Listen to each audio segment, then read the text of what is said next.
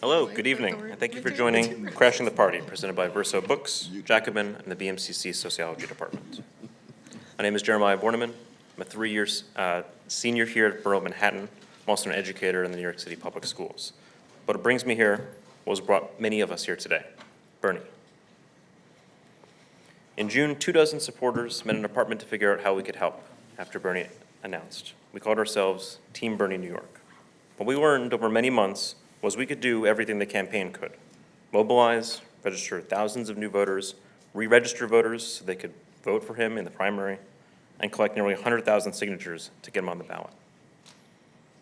While the campaign ended, its ideas and lessons live on today. But what lessons should we learn from that campaign? That's what our speakers are to address.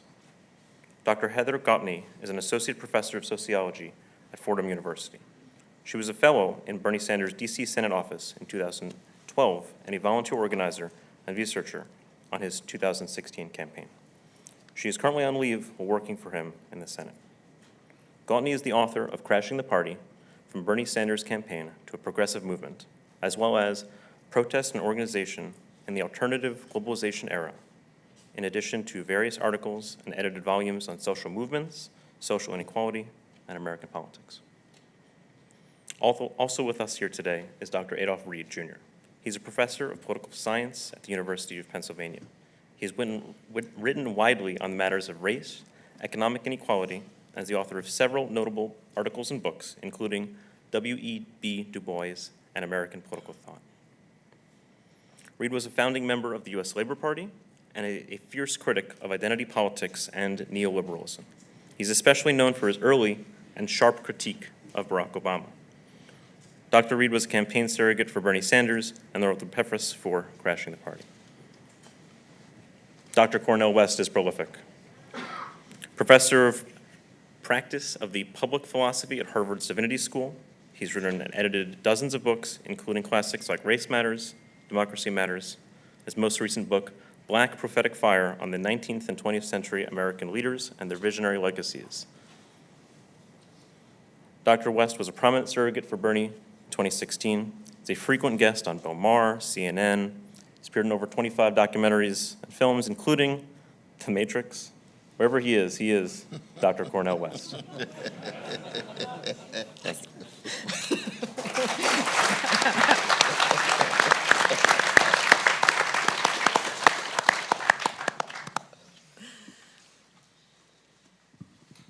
Is this working? Okay, great.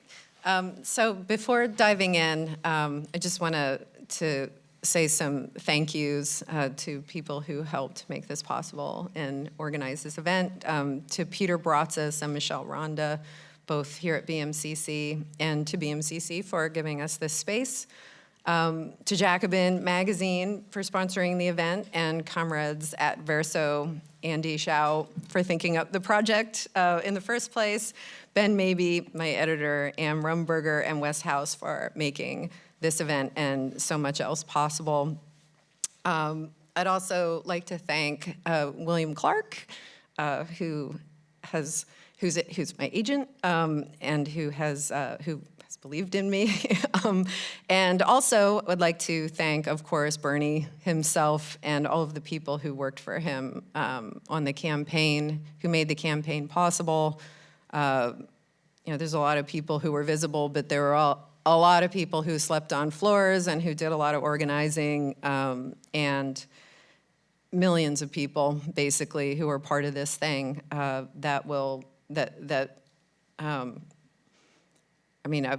the word revolution is loaded, but who made this political movement possible, and hopefully will continue to be mobilized. I'd also, of course, like to thank Dr. West and Dr. Reed for being here. I worked with both of them during the campaign, and it was an incredible experience to do events with them. Adolph wrote the preface to this book. He was my partner in crime during the campaign, and Dr. West was traveling around the country for Bernie. He was igniting crowds. We still call the Senate office Bernie's love train because of you. And of course, we experienced the platform hearings together, which was one of the more tedious and awful experiences one could ever have. So just to acknowledge the really hard work that these two people put into this campaign, and that they really broke their backs to see this movement progress. So a little bit about this event. The title of the book is Crashing the Party, which of course the implication is that in 2000, thank you, my spokesmodel, a lovely spokesmodel.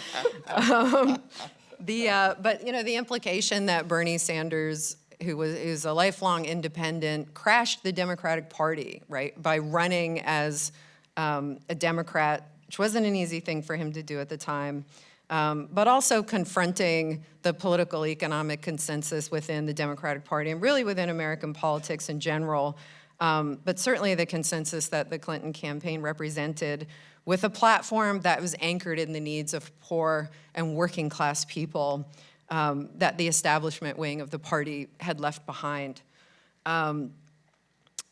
The crux of the book, one of the key arguments of the book, is that the party's hubris and decades-long failure to address the needs of poor and working class people, choosing instead to represent the interest of Walmart and Wall Street, set the stage for Trump and what that has come to mean. Rounding up immigrants and recently mandating, right, laws to separate children from their parents, cutting funding for students, children, and the poor to pay for tax cuts for the rich, which we've been fighting tooth and nail, brazen corruption and indecency, and downright cruelty of the kind we saw this week in Gaza. Just imagine what we'd be here complaining about if Bernie had won. Too bad. So that's one of the laments of the book, right? What got in the way of this progressive agenda that he was put forward, and unfortunately, there were elements in his own party, not his party, but in the party that he was running under. Despite the fact, it's worth mentioning that when you do go around the country, and many of you know this, or involved in the campaign, the progressive elements within the Democratic Party are quite strong and vibrant and interesting. And a lot of what appeared on the surface of the Democratic Party does not represent actually what was going on within it. And that was another thing I think that came out during this campaign and really showed itself to be a significant force.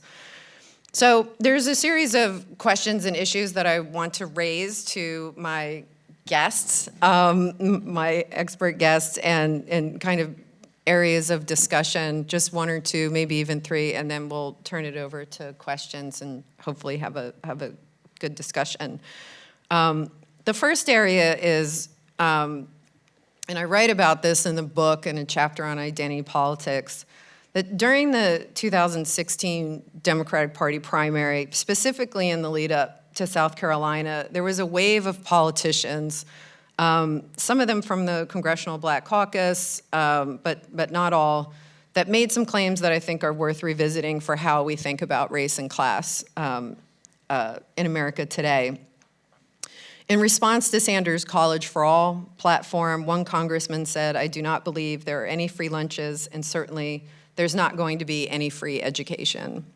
Another said, "There's not anything free in America. We all have to pay for something. Education is not free. Health care is not free. Food is not free. Water is not free. I think it's very misleading to say to the American people, we're going to give you something free." Echoing that claim, another member said that free college would undermine the HBCU system in America. Another advised Hillary Clinton to argue against Bernie, that since immigrants in various communities of color in America are living in a state of distress, Bernie's pie-in-the-sky policies wouldn't be good for them, that Hillary was more pragmatic. So my question to my guests is that, every time Bernie introduces these policies, Medicare for all, college for all, jobs for all, inevitably pundits, economists, political scientists will say it's not possible to give people free college. How are we going to pay for this? But in this instance, it was mixed in with race politics, right? These were being delivered in the lead up to South Carolina, and they were being delivered purposely by members of the Congressional Black Caucus. So I want to ask them, what does this indicate about race politics today? And, are universal social democratic policies, are the critics right? Or are they really policies that would be the best, right, for addressing problems of gender and racial inequality? And, given that Sanders had received so much criticism during the campaign on these issues, how would he do it differently? How could he improve upon this? You want to? Either way. I'll jump in. Let me just say that I am very, very honored to be here.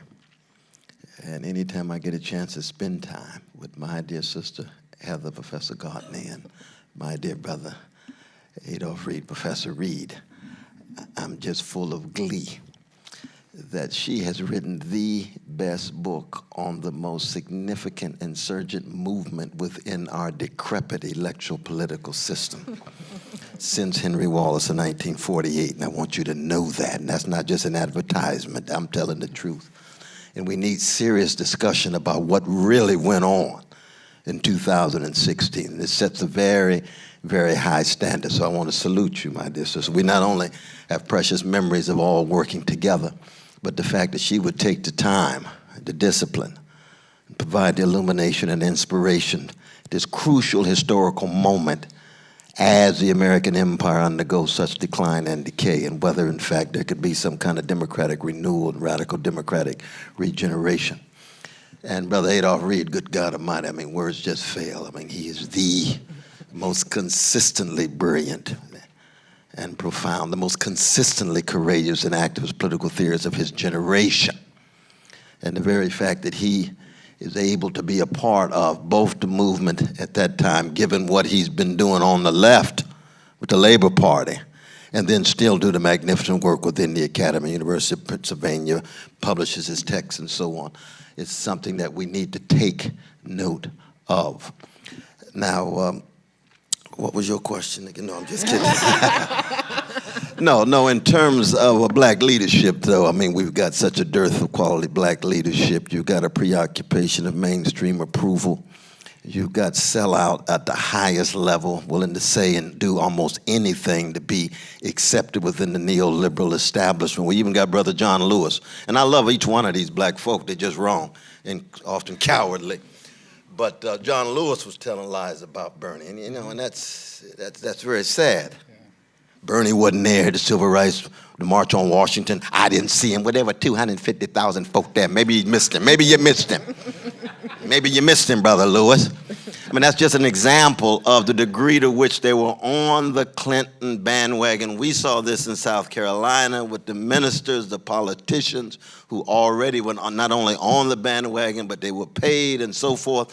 When we presented our arguments, there were a few who agreed with us, there were a few who were willing to break, but they already had made their allegiance to the Clinton machine, and the Clinton machine is serious in the neoliberal wing of the Democratic Party, which was hegemonic at that time. And no one thought that our dear brother Bernie Sanders, with 4% at the very beginning, invoking Eugene Debs. He ran not as a socialist, he ran as a left-wing populist, he ran as a New Deal progressive liberal, but that's left-wing these days in our decrepit electoral political system, you see. And that's one of the reasons why those of us on the left tried to intervene and be a small part of what he was doing, and we ran up against that Clinton machine where most of the black leadership and most of the black politicians were tied into, if not outright parasites. And I say parasites because their voices were not fundamentally shaping what was going on. They were extensions. They were appendages, and it was very, very clear. And it's so sad when you look at the level of social misery, the level of social suffering, not just among poor and working people, but in black communities that have their leadership so tied into a Wall Street-friendly, imperial-friendly leadership like our dear sister Hillary Clinton. And so in that sense, we fought against the grain. And we did what we could do. The sign of hope was among the younger generation of black folk. They had much higher support of Brother Bernie than did those of our generation. Yeah, thanks. I'll just add, and I'll just add to the chorus. Like, I'm very happy to be here with my two great comrades too, and with all of you to come out. And it's nice to be at BMCC without like the left zoo that goes on here every year. I'll just add about John Lewis. I mean, because John not only said that he didn't see Bernie, but that he recalled seeing Bill and Hillary in the civil rights movement. And my response to that was, I'm sure that he recognized Hillary because she was the one with the Goldwater sign. But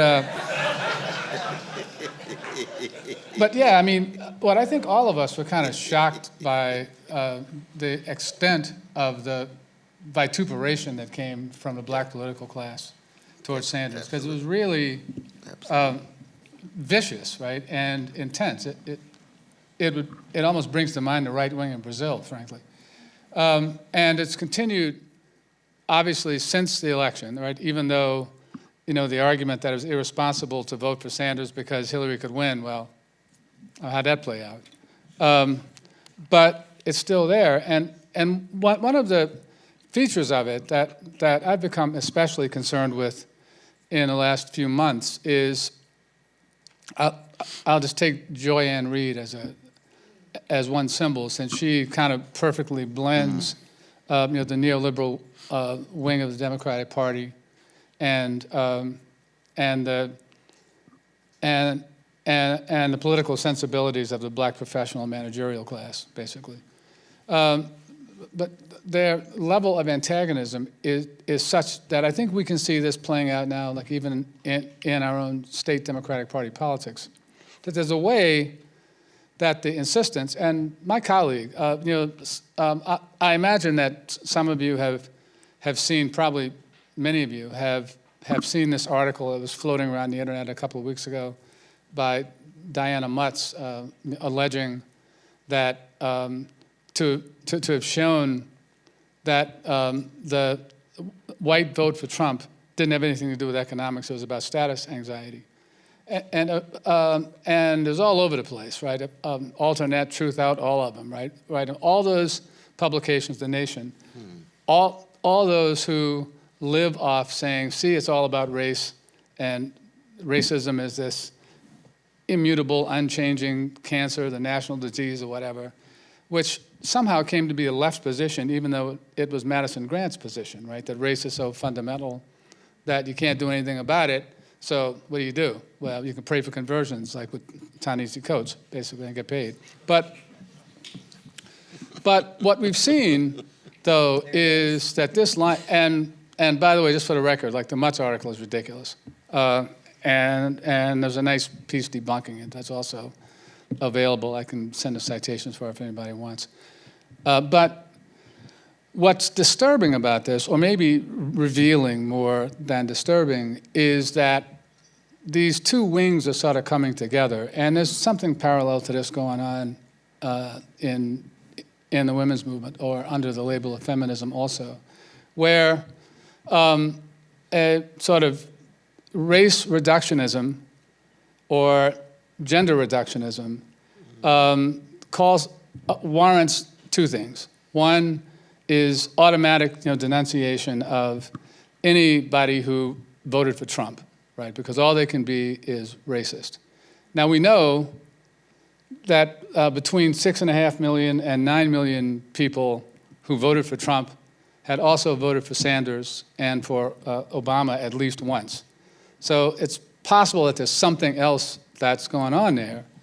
And if it is the case, and if the contention, right, the militant seeming contention that it's all about race or sexism or homophobia or xenophobia, that all these white people are essentially committed to, well, then we're fucked, right? There's nothing we can do, right? I mean, but there's nothing for us to do except to feel really smug and self-satisfied about our own righteousness in Montgomery County, Pennsylvania, or on the Upper West Side, or any place you can think of in Brooklyn.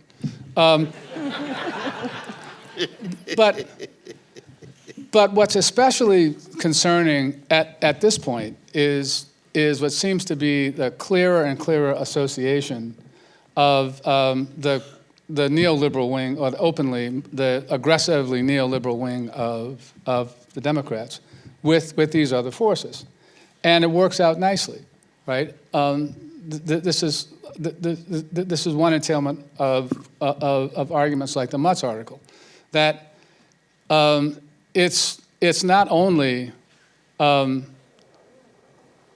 politically irresponsible and immature to try to appeal to voters on the basis of a vision of how their lives could be substantially better than they are now. Doing so is also a capitulation to racism. And I mentioned Joanne Reid at the beginning of this, not because I'm a fan, obviously, but because she's one of the first people that I saw who brought this home, brought this argument and connection home, because she argued that so the move is to reduce programs of economic redistribution to catering to working class white voters. And catering to working class white voters means exonerating them for their racism. So you've got, like, on the one hand, and I don't really like to talk about identity politics, but I will describe it as race reductionist or other kinds of essentialist, kind of reductionist politics that performs this, that does the work of giving Clintonite neoliberalism a kind of left-informed appearance, right? A kind of left appearance. So what you wind up with is what's fundamentally, what we used to call back in an earlier time, a left-informed, right-in-essence politics, right? And that's what we're up against. And I think that for me, to sum up or to come back to the original question, was one of the most important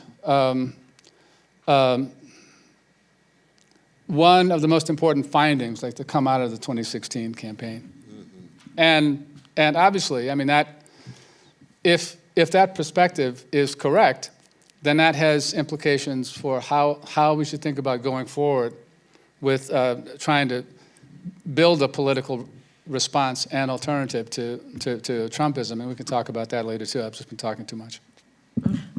Yeah, I would just add to that I mean, you brought up gender politics, but it really, those same dynamics were working through in 2016. Of course, the promise of a first woman president, and the kind of rallying around Clinton to realize that dream, and yet, this, without attention for what that represented.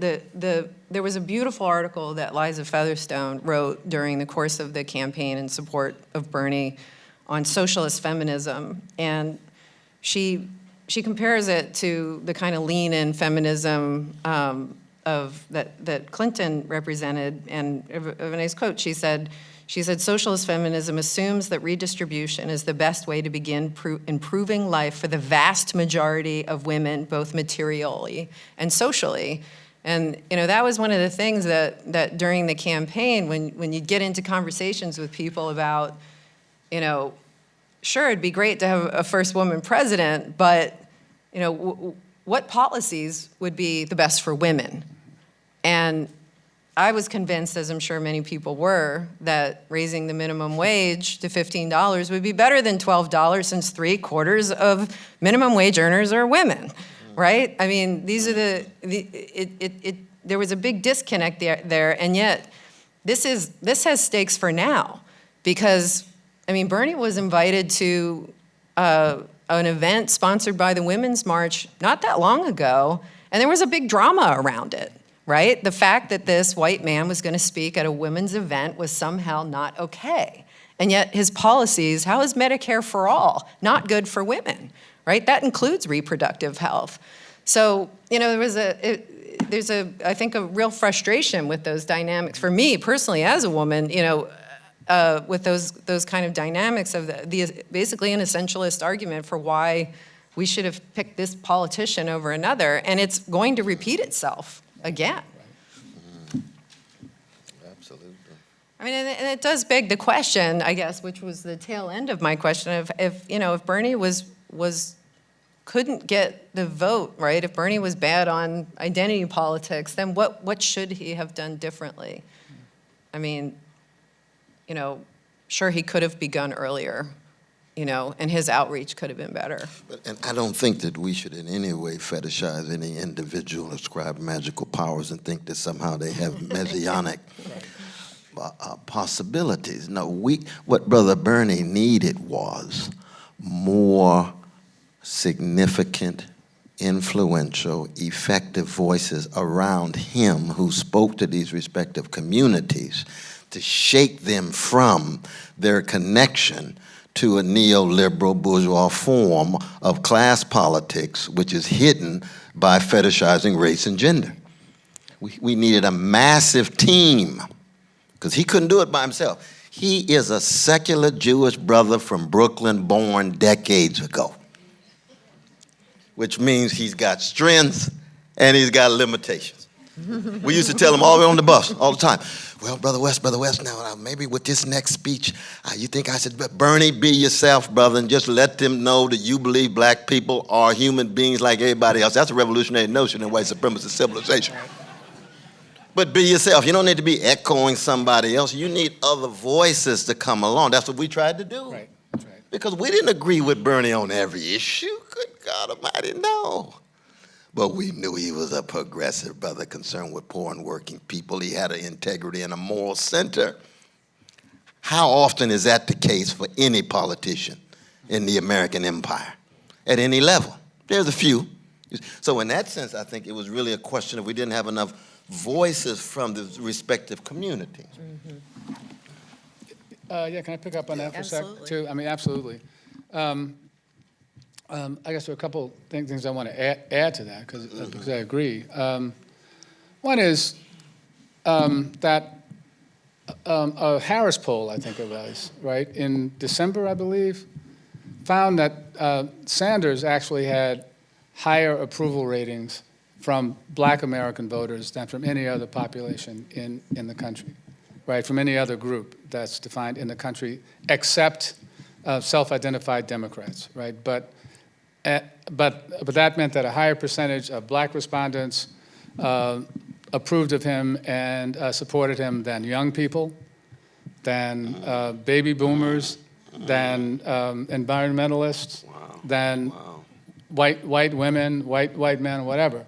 So, and I saw that when I was working on an essay that was sparked by the Joanne Reid diatribe that actually was in an interview with Trevor Noah, when she went off about Sanders.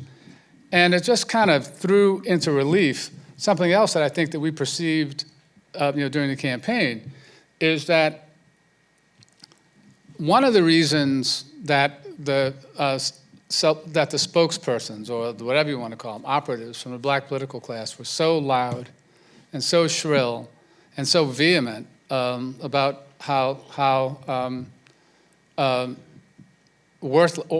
irresponsible Sanders was that they had a sense that his message had an appeal for black people. Right. And I'll say this too, like, this is anecdotal from the campaign, I understand, but naturally enough, many places that I went, if not most places, somebody at some point would ask a question about Sanders on why Sanders doesn't speak about black issues. And I responded to that in the same way every time, which was I just walked down the campaign platform, one issue at a time, and said, okay, so how would black people and Latinos not be the disproportionate beneficiaries of this? And what was most telling to me, and I don't think this is the case where memory has been clouded by aspiration, but I cannot recall one meeting with rank-and-file black working people when the response to my doing that wasn't, okay, well, that makes sense to me. I see what you mean. It was, so the response from blacks was class skewed. And it takes us back to the reality that what we think of as black politics, and I could, trust me, I could give you a lecture on the genesis of this ideology that would put all of us in this room to sleep. But Not me. I wouldn't be asleep. I wouldn't be asleep. But what we think of as black politics, going back to the end of World War II, or if you want to, going back to September 18th, 1895, has always been a class politics. It has never been a mass popular black politics, or politics among black people, which is to say that black people have engaged in all kinds of political activity as black people, as workers, as farmers, and a lot of other stuff. But what has come to monopolize the public understanding of black politics is this interest group-driven affair that just has us doing the neoliberal dance, right? There's no questions of representation. And like this, I'll stop after this, I promise. But another threshold moment, right, was after Ronald Reagan was elected in 1980. I think 20% of the people here can recall that. Some more maybe if we take racial memory into account, right? It's kind of Jungian thing. But the black political elites assumed, or were concerned, certainly, although I should also mention that people forget that Jimmy Carter was a warm-up act for Reagan. Like, he opened the door and he paved the road for him to come in. But people thought, okay, well, we're worried, but there was reason enough to expect that he would be just like Nixon, who talked all that right-wing stuff and then got in and turned out to be the last president that people like us got anything from. We got more from Richard Nixon than we've gotten from any Democrat who's been elected since then, unless you count stuff like mass incarceration. But within the first couple of years, it was clear that Reagan was an ideologue and had a program and an agenda. What was the iconic response from the black political class? Well, I mean, this is the way I would try to quote the preface from the 18th Brumaire, but I'd mess it up. But you could tell, right? I mean, this is the way you could tell that they were fresh out of ideas with no way to respond. So what did they do? They called a March on Washington in 1983 to commemorate the fact that they'd had a damn march there 20 years earlier, right? And they have not had anything at all like an autonomous politics since then, and they don't have a real constituency, that's apart from the funders.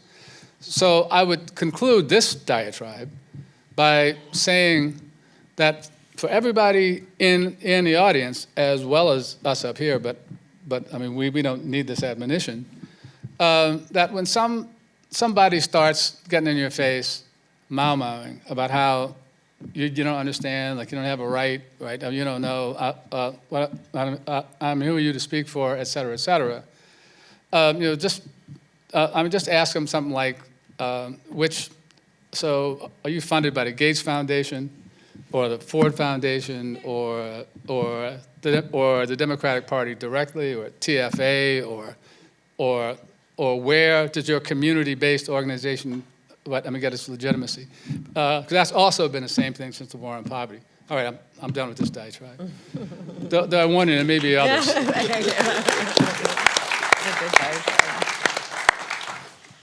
Oh, sorry. Okay, so we'll switch gears, not entirely, to a kind of second topical area.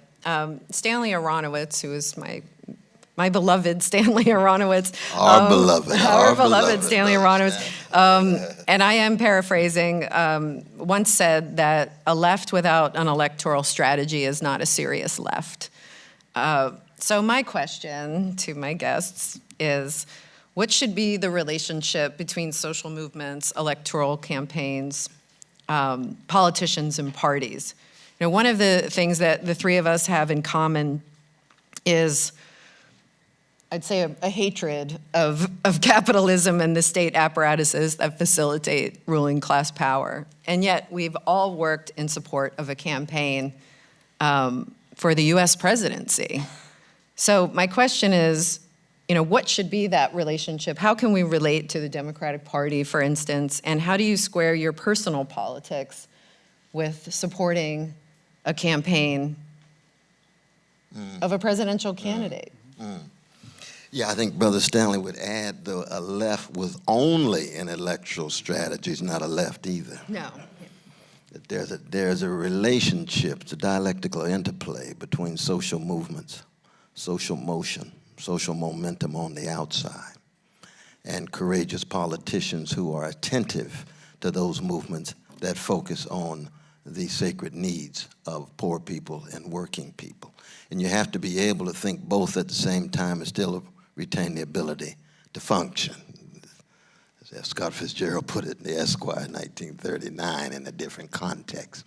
But he's absolutely right. And that's what I think progressives of the left have to do, because we have such a weak and feeble left in the history of the American empire.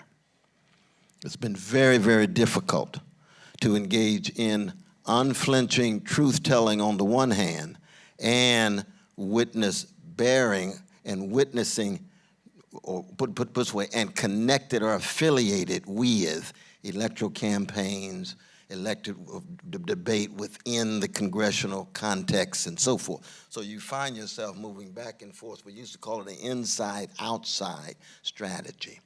And you have to have one if you're going to be able to function with any kind of integrity. But what does that mean? That means first at the level of truth-telling, you have to be willing to tell the truth. The condition of truth is allow suffering to speak, including the milquetoast, neoliberal Democratic Party, the vicious, mean-spirited, more and more neo-fascist-oriented Republican Party. You have to be able to tell the truth. Now that truth-telling is going to be connected to a form of praxis which is in no way one-to-one correspondence at all. I mean, the truth that I try to tell about the Middle East, what's going on in Gaza right now, the truth you want to tell about Honduras, the truth you try to tell about Colombia, the truth you try to tell about India in relation to the Democratic Party, that's going to situate you so far on the left. But at the same time, you have to intervene. Now, which politicians are willing to bring critique to bear on Wall Street, for example, in the driver's seat? That was a connection with Brother Bernie Sanders. He's not the only one, but he's one of the few who's willing to do that, you see. The same would be true in regard to, serious about white supremacy and male supremacy, serious about issues of homophobia and transphobia. These are not, marginal issues. These are forms of injustice. Now, I would put it this way. I hate capitalist practices because I really believe that I try to have a deep love for poor and working people. I'm concerned about them. Most people are not. The whole history of the American empire is the empire is never accountable to its victims, beginning with indigenous peoples, working people, black people, brown people, and so forth. And democracy is about mechanisms of accountability of those at the top. Now, when do we ever get a chance to really hit the 1%? That's why we were there with Occupy. People talk about Occupy like a dog. I'm still with them. They hit the right issues. Because you can act as if you're concerned about forms of injustice here or there. If you're not talking about Wall Street and talking about elites in capitalist modes of production as relation to the culture and civilization and structures of feeling and meaning that flow from it, then you're still missing out on much of what's going on, you see. And that's a matter of truth-telling. Now, at the same time, then you have to make a decision. Will I work with this politician? Of course, when I sit down with Brother Bernie, what did I say? Same question with any other politician. I want you to know I'm a free black man. I try to tell the truth, which means I'm going to have disagreements with you. I am a critical supporter. And he said, well, Brother West, sounds good to me. Then let's go. And he's kind enough to have us give him speeches and things like, Does he understand who we are? Then put me on the committee? The Democratic Party, I've never been a member of the Democratic Party, and I'm on that committee? And then we're raising issues of Wall Street, we're raising issues of fracking, we're raising issues of Medicare for all and Israeli occupation and so forth. We're going to tell the truth on C-SPAN in that context because we got an insurgent movement that allows for these kind of voices to overflow. And that was true for McGibbon and a whole host of other very important voices there. Yeah, great, I agree. I mean, so when Heather told me that she was going to ask this, I told her that my first reaction is, I've done worse. Probably a lot worse. I said that was my answer. Yeah. No, she agreed. A couple of things. Just odd-seeming kind of anecdote. One is Paul Schrader, who is a really despicable person as a filmmaker and as a person, did a movie in the late 70s called Hardcore, right? And it was about, it really was horrible, but it was about, George C. Scott played an upper Midwestern Calvinist divine, basically, whose daughter had gone to Disney Land, that's the one in California, and somehow gotten lured into the sex industry, and he goes out to try to find her. And along the way, he connects with the stereotypical, like 1970s young hooker with a heart of gold, basically, who helps him. And she said to him at one point that you seem really tense. What would you like a blowjob? And he's just completely appalled and is made more intense. And she says to him, actually, I think you and I are basically similar about sex. And he looks at her like she's nuts. And she says to him, you care so little about it that you don't do it at all, and I care so little about it that I'll do it with anybody. Now, the point of that in this context is that I think there's a tendency in left of center American political discourse to just put too goddamn much weight on electoral politics as a domain for expression of principle, right? I mean, it's some shit you do because you have to, right? And I mean, I wrote an essay in Common Dreams toward the end of the campaign when all of the Never Hillary stuff was flying around, and maybe some of you in this room, for all I know. And I said, look, I mean, this isn't giving up your virginity, right? Like, it's not, the ultimate statement of who you are. It's a domain, especially given our weakness as a left. It's a domain that has to be about picking out the lesser evil. Now, that's not to say that you don't do it without debate, right? Because there are costs and benefits, right? And I thought, for instance, like in 2008, there should have been more discussion about the long and short-term costs and benefits of an Obama presidency versus a McCain presidency. Most people, I suspect, with left of center politics would have come down voting for Obama anyway. But it's got to be disconnected from the act of the fundamentally narcissistic and, when I'm in New Orleans, I would call it Protestant way of censoring, right, performance of individual righteousness as a politics and as a place for that, right? I mean, it's obviously a place for it, right? All of our movements have been enriched by it. But one of the things that's happened in the last 25, 30 years, I guess, I don't know, is that we've come to, too many people have come to replace a strategic approach to politics and movement building with the idea of the personal spectacle of display of righteousness. That said, also, Paul Wellstone was a good friend of mine from college until he died.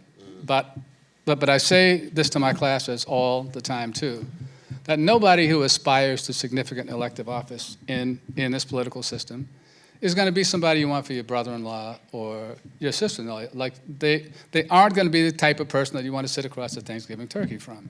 And so what that means is that we don't need to romanticize them. In fact, we shouldn't try to romanticize them. And a corollary is, and like this is the other dictum, that politicians, or movement leaders for that matter, are really just holograms of the social forces that they're accountable to, right? And that's one of the reasons that we got more from Richard Nixon than we got from Jimmy Carter, Bill Clinton, or Barack Obama, not the only ones. So, I mean, that said, I agree with Stanley's observation, but an electoral strategy, and this was an issue that we fought about in the Labor Party for close to a decade, that an electoral strategy can be holding back from running candidates, right? Like until you have, until you've had been able to construct a credible base that could help you win, right? I mean, and this is another problem. Somewhere early 90s to mid 90s, I think I didn't set my clock for it or something, and I woke up the next day, and all of a sudden the radical left was all about electing people and running candidates. I know some of it is that Trotskyist fantasy that if you run somebody who gets 150 votes, you will identify like the working class on the rise or whatever. But outside Bellevue,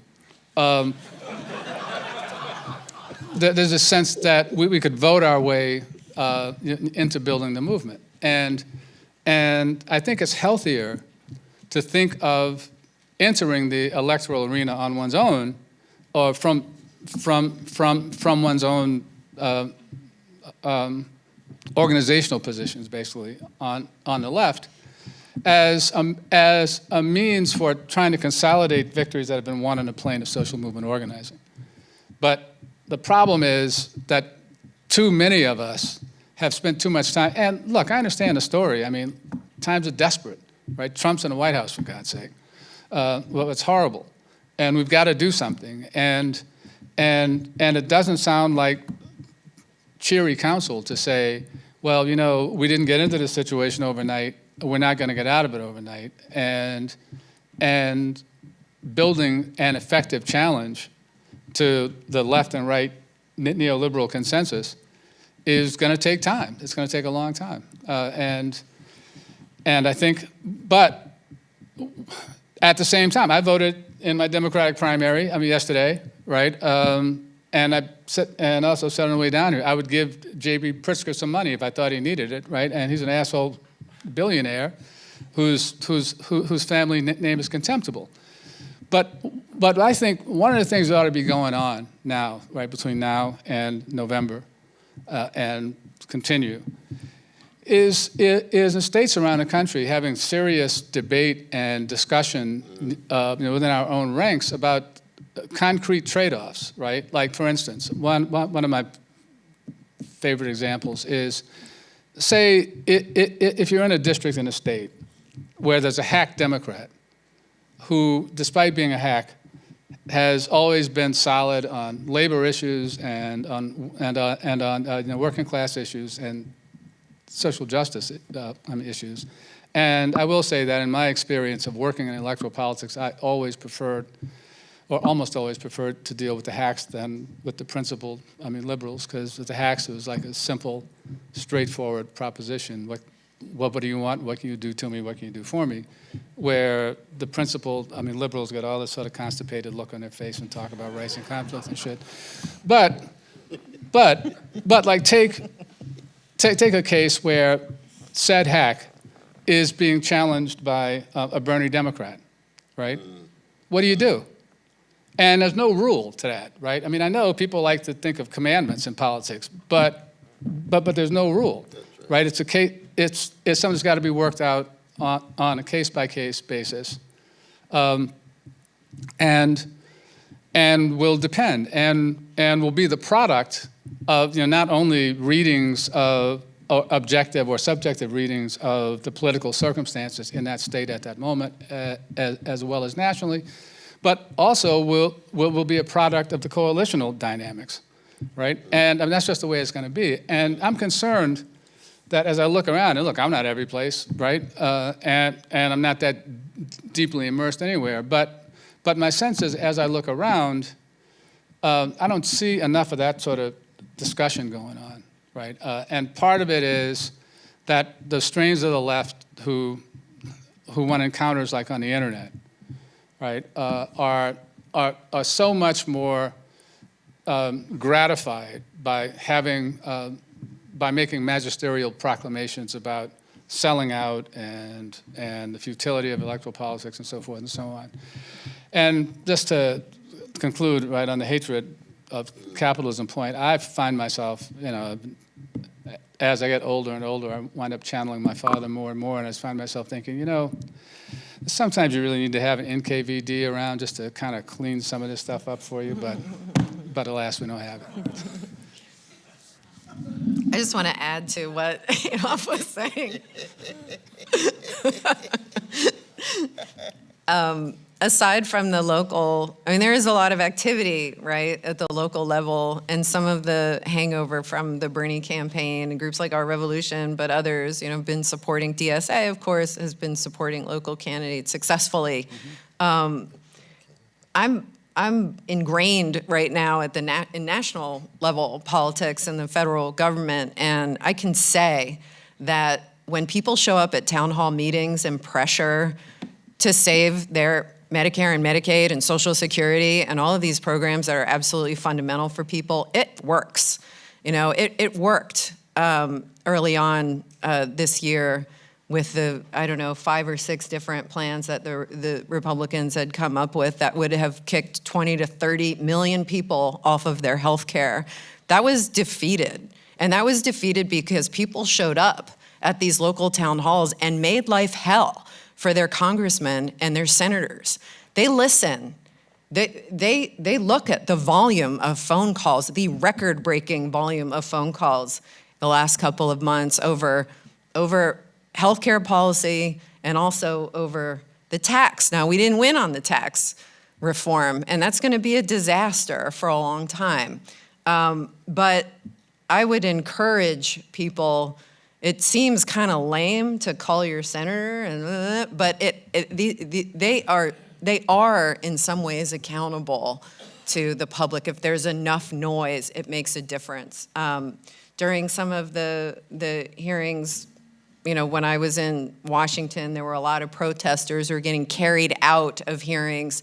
There was a sea of disabled people when Medicaid was under attack. I mean, the entire Constitution Avenue was covered with people in wheelchairs wheeling down the streets, and the media pays attention to it. And because the media pays attention to it, the senators pay attention to it, and the congressmen pay attention to it. So I really do believe, and I never really believed this before in my history, that there is a space for protest right now too, but it's got to be focused and it's got to be smart protest for it to be effective. And we're going to lose most of the time, but there's been a couple of instances where there's been some really substantial wins where things that would have changed people's lives, it didn't happen, right? Because people basically put on very significant pressure. So yeah, I would just add that to the kind of, I think local politics is where it's at right now personally, but there is something happening at the national level that I think people can make interventions. The third area that was sort of, I think we could end with, I don't know how much time we have left, but you know, one of the things that happened during the campaign that I think was really notable, and Dr. West and I witnessed this very profoundly in the platform committee hearings, was the way that labor movements did not, most of them supported Hillary Clinton during the campaign. Very few supported Sanders, and yet it's very clear year after year he introduces Workplace Democracy Act. He's on picket lines all the time. He's clearly on the side of workers and has been for a long time opposing disastrous free trade agreements like NAFTA, permanent normal relations with China, et cetera, et cetera. So there's no doubt that his agenda versus Hillary's at the time was very clearly on the side of workers. And yet many of the unions went for him. And I say that at the platform because we actually watched union leaders get up and not support amendments that we had introduced on opposing the TPP at the time. And it was really a pretty upsetting moment during the campaign. And so, one of the things that a really interesting, there's a great article in New Labor Forum in which the CWA, past CWA president Larry Cohen, who's now the board chair of Our Revolution, and AFT president Randy Weingarten wrote these companion pieces trying to explain why Bernie lost in the primary and why ultimately he lost in the general. And Weingarten, who was on one of, I think she was like a member of one of or president or something of one of Hillary's super PACs, attributed Hillary's loss to racism and sexism, but also to the fact that public sector unions rely on elected officials directly, basically, for their budgets, and that they need to go with a winner. And they believed that Hillary Clinton was going to win. And so that's why they supported her. And Larry Cohen offered a really different view, and he wrote, and he repeatedly said this during the campaign, when they said Bernie can't win, what they really meant was that working class people can't win. And, Larry's point was that the limits of political possibility set by the establishment Democrats in 2016 denied those interests of poor and working class people, and many union leaders had come to accept those limits as given. So my question is, given to these two guests of mine, is given unions' historical role in making wages and benefits more equal across racial and gender lines, and their ability to organize workers and engage in political education, and yet also given the severe decline of trade unions, are they still important, and how can we bring them over to our side? And what other institutions are strategically important, right, besides unions? What are the role of churches? What are the role of universities, right? How can people start to organize in their own backyards or build institutions that are capable of kind of, in an amalgamated way, right, becoming a movement, right, or becoming a sort of structure of a movement or of a progressive agenda? Thoughts? I'll promise to be very brief. We got Brother Swig right here who could provide a lecture of that in his sleep at 3 o'clock in the morning. But I would argue this, that a necessary condition for the possibility of justice expansion in a capitalist society is a fundamental focus on class and the organization of working class people usually tilts in such a direction that it highlights those. Now, there's always a distinction between bureaucratic leadership of unions versus the workers. We saw it in West Virginia, wildcat strikes, Oklahoma, Arizona, on and on and on. So when we talk about focusing on issues of class, it's not as if it's just a matter of the labor movement, but you've got an organizational expression and articulation of a group that is fundamentally concerned with the conditions under which working people live, thrive, and survive and thrive. And that, to me, is just fundamental. It really is, it's fundamental. Now, you can have a moral concern about working people from the ruling class. We've had ruling class folk who committed a certain kind of class suicide. Vanderbilt had a cousin who was a communist, and Laura Rockefeller played an important role with her money and so forth and so on. But that's isolated individuals who choose to affiliate themselves with working class issues and then side with working class organizations when those organizations are fighting for the best interests of working people. That's not always the case, but it is the case certain times as well, you see. So in that sense, it's very important. Why is it important to say that? It's important to say that because we live in an empire in which the issues of class are so frightening and so threatening to the powers that be, that if they can get us talking about any other issues as opposed to those, and get us feeling good about ourselves in terms of being progressives while downplaying the issues of class.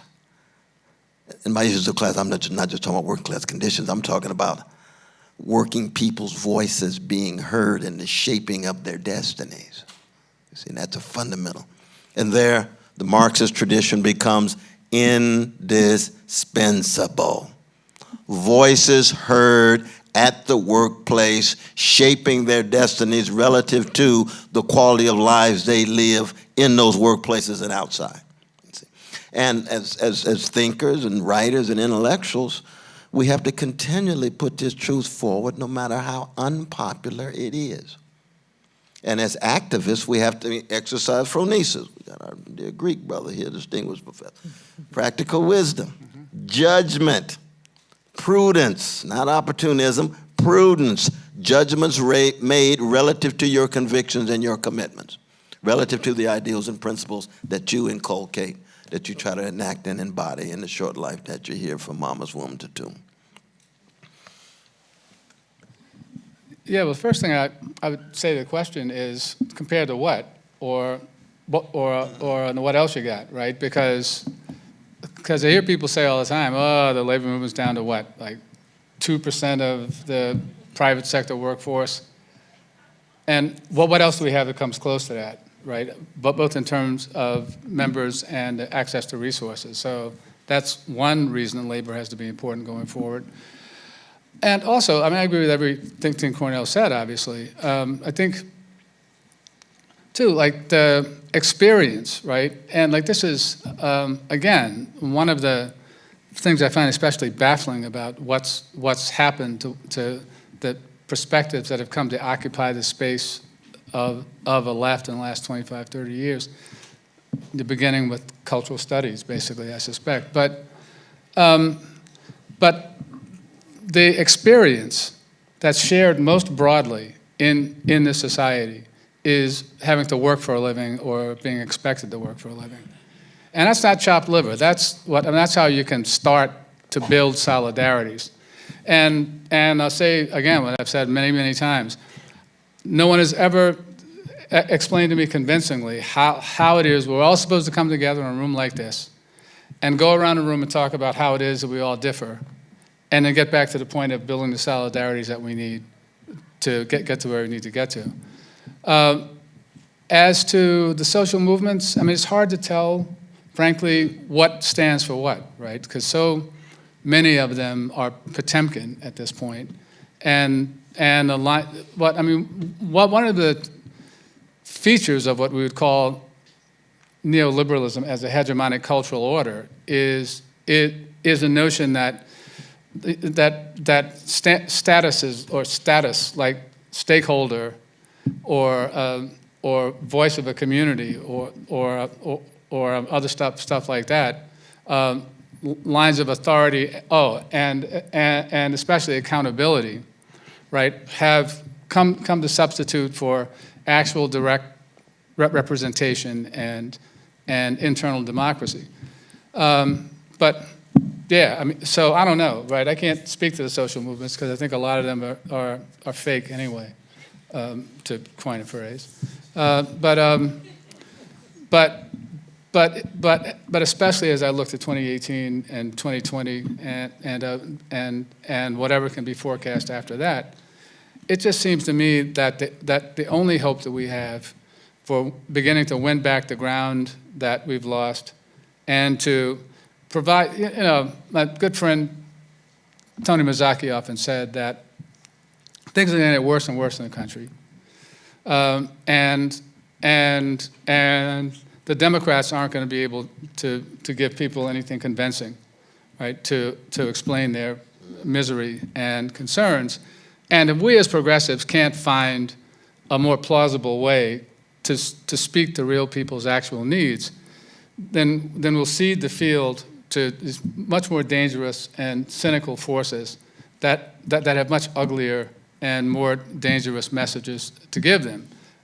And what we're talking about is internally consistent narratives, right? But they don't have to be true in any external way.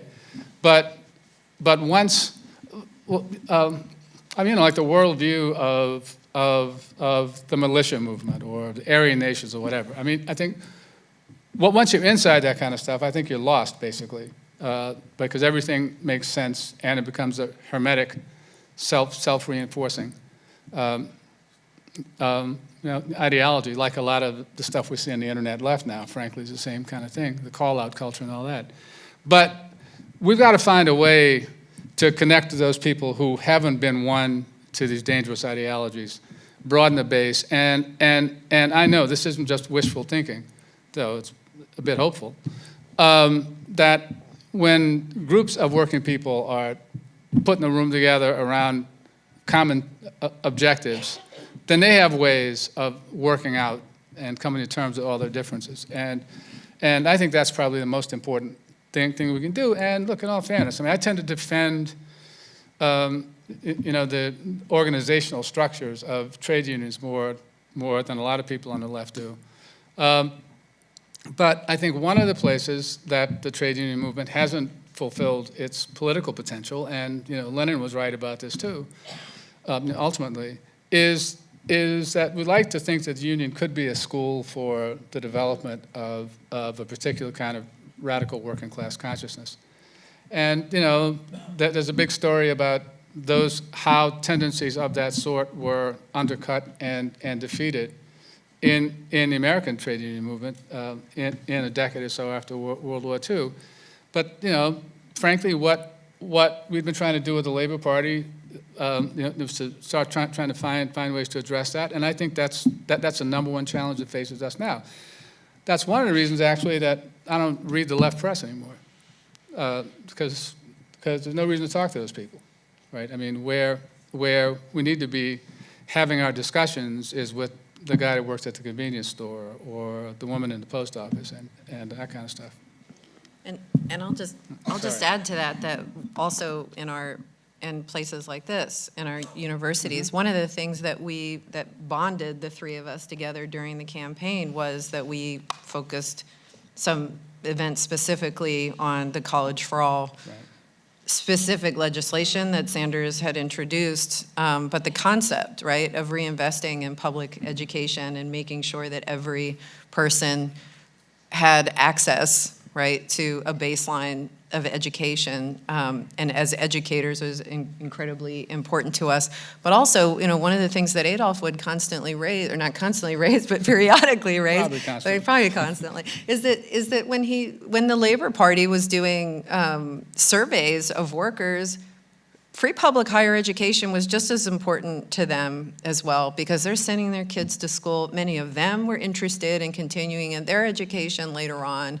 There was just many reasons to support this. Of course, we had members of Congress saying we can't pay for it. It's actually not that expensive. Samir Santi has written about how inexpensive it actually is in the grand scheme of things. Yeah, laughably cheap. It's not, a $1.5 trillion tax cut.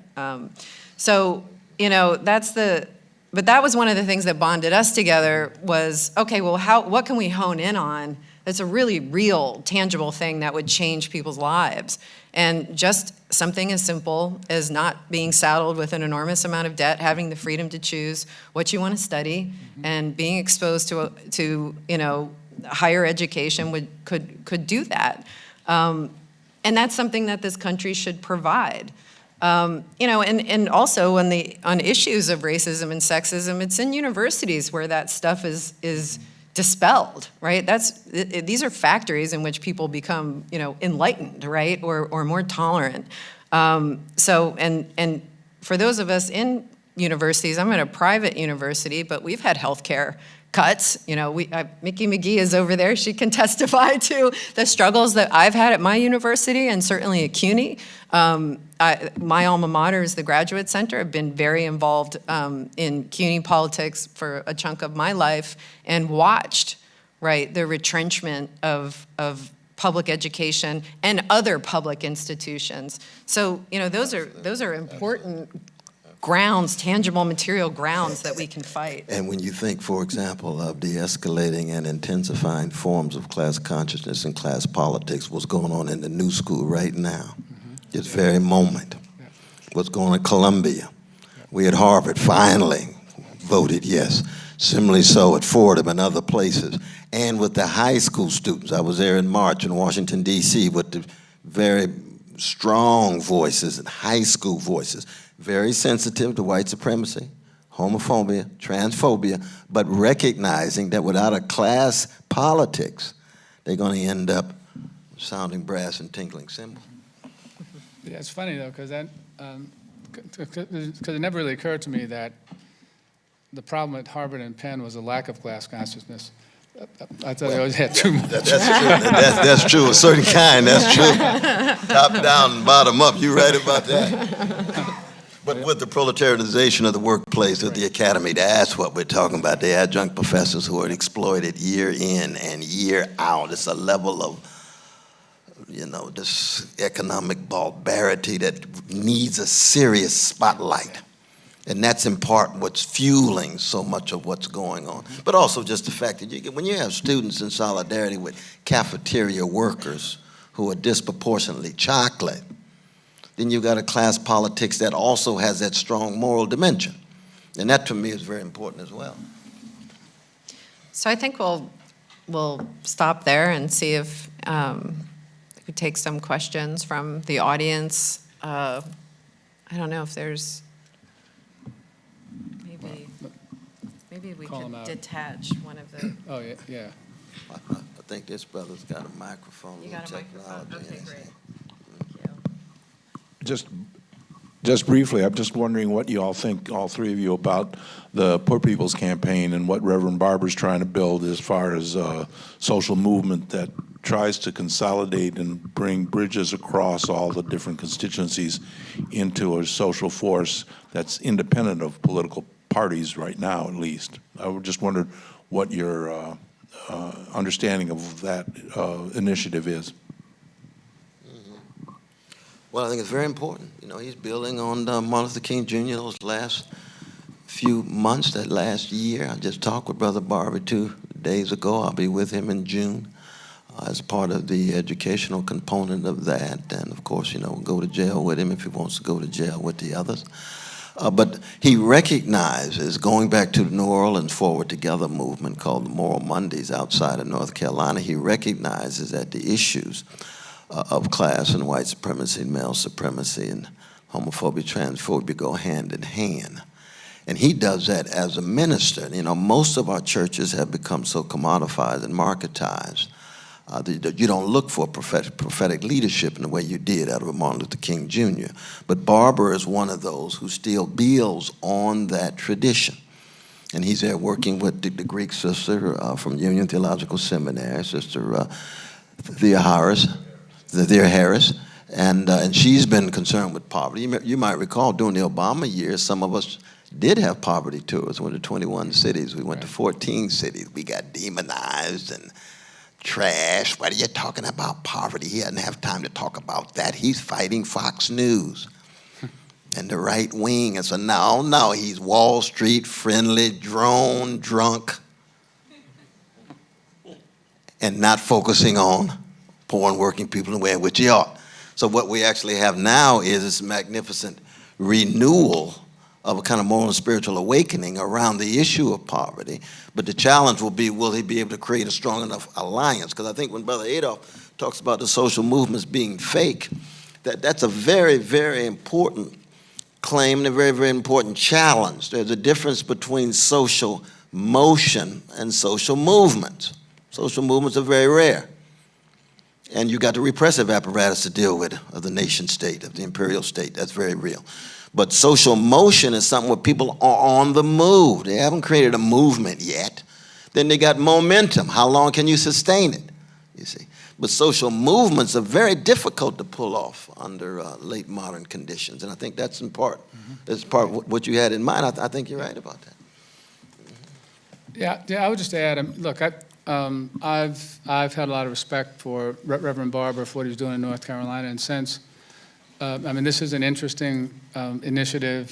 I'm a little, going back to the 18th Brumaire, I'm a little concerned about, the evocation of the March on Washington. Right. But, that's kind of what people do now. I've been to a couple of meetings in Louisiana, with an organizational. Less than the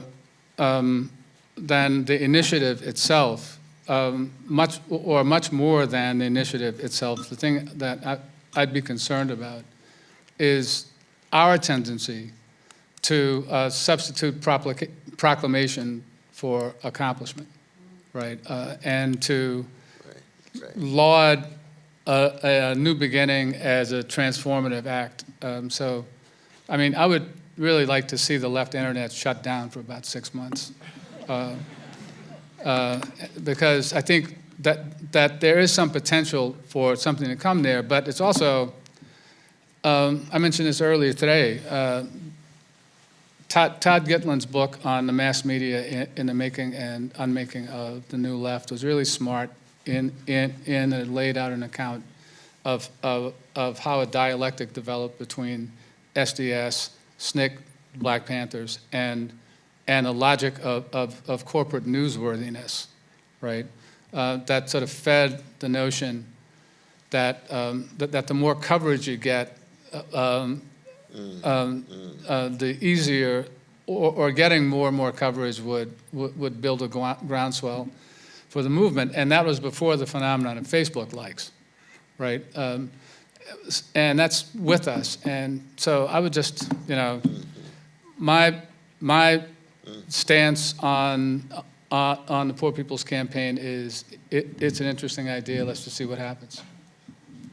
Yeah, and I mean, I don't have anything to add, just that I know that Bernie has appeared with Reverend Barber, and there's a strong relationship there. So moving forward, that kind of activism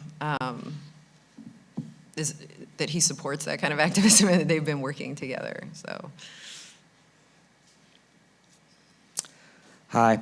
One thing I noticed during Bernie's campaign was that it wasn't just organized labor, quote unquote, leaders who refused to support him despite the fact that he ran as a Democrat. I mean, what more could you want, right?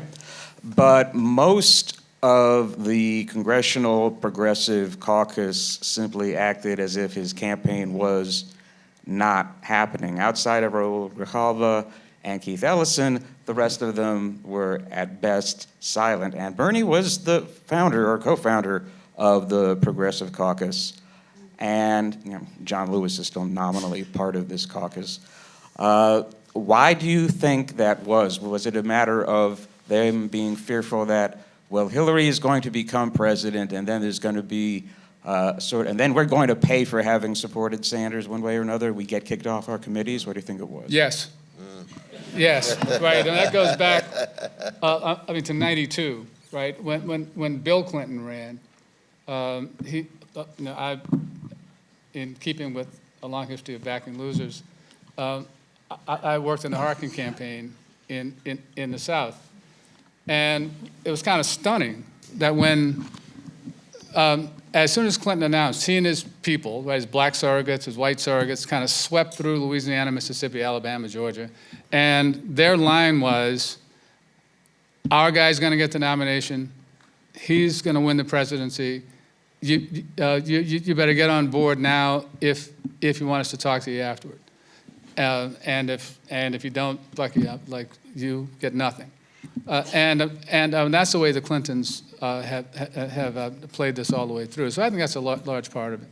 I wouldn't undermine also the role or underplay the role of the DNC and its influence and sort of deciding ahead of time who the candidate's going to be and making sure that there's not internal fissures. And also the fact that Bernie has been an independent and proudly, I mean, some of in the first chapter of the book, I try to lay out the history of of the, you know, of the Democratic Party from the 1970s onward, and the ending of that chapter is Bernie's really thorny relationship to the Democrats. And some of it's actually really humorous, the things that he said comparing Democrats and Republicans, Tweedledee and Tweedledum, we call them. You know, one's in insurance, one's in finance. Or, you know, he's said these really funny things over as a member of the House. And I think people remember some of that, and he's never committed himself or called himself a Democrat. And so I think that some people probably, you know, and some of them did voice that they're offended by this person jumping on the bandwagon of the Democratic Party. So I think that those two factors are in addition to what you said and what Adolph said. Absolutely. There's one up there behind you. Oh, I'm Whoever. sorry. So I'm super nervous, so please excuse me for being inarticulate, but most of working class jobs aren't being lost to overseas, they're actually being lost to automation. I was wondering, as far as I could tell in the 2016 election, that wasn't really something that was ever talked about, or at least extensively. I was wondering what your thoughts were on that, why that isn't the case, and if it should be something that we talked about. The job loss, you mean? Job loss, yeah. Oh yeah, hell yeah. But and it has to do with a number of factors, some of which have to do with an unregulated global economy and a trade that we could sit here and talk about for a long time. I don't think most working class jobs are being lost. I think a lot of working class jobs are being lost. But the way, I also don't like to talk a lot about the logic of capitalism because people tend to reify these processes. But having said that, if you read Part 8 of Volume 1 of Marx's Capital, you will see that this has been the story from the beginning of capitalism, right? This is what capitalism is. It's use of employers and state coercive power to drive down working class living standards, to force workers to take work on whatever terms employers feel like offering it. And that's how national economies have been built.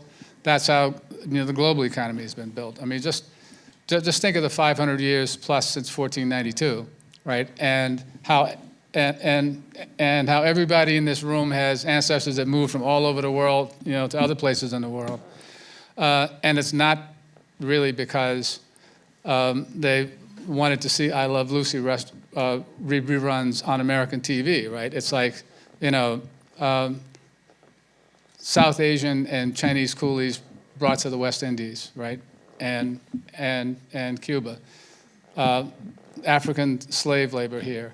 In the South Louisiana cane industry, Sicilians were imported like in the late 19th century. In the 1870s and 1880s, Chinese were imported to the Mississippi Delta region on the fantasy that they could subsist on less than black and white sharecroppers. So in that sense, what much of the so-called globalization of the world was connected with that logic that's laid out in Part 8 on the myth of on the so-called primitive accumulation. So what can be done? Well, one of the reasons that my good friend Lori Wallach and others have fought so much about over these trade agreements is that their fundamental intention is to facilitate the capital flows that will make it easier, right, to drive down working class standards all over the world.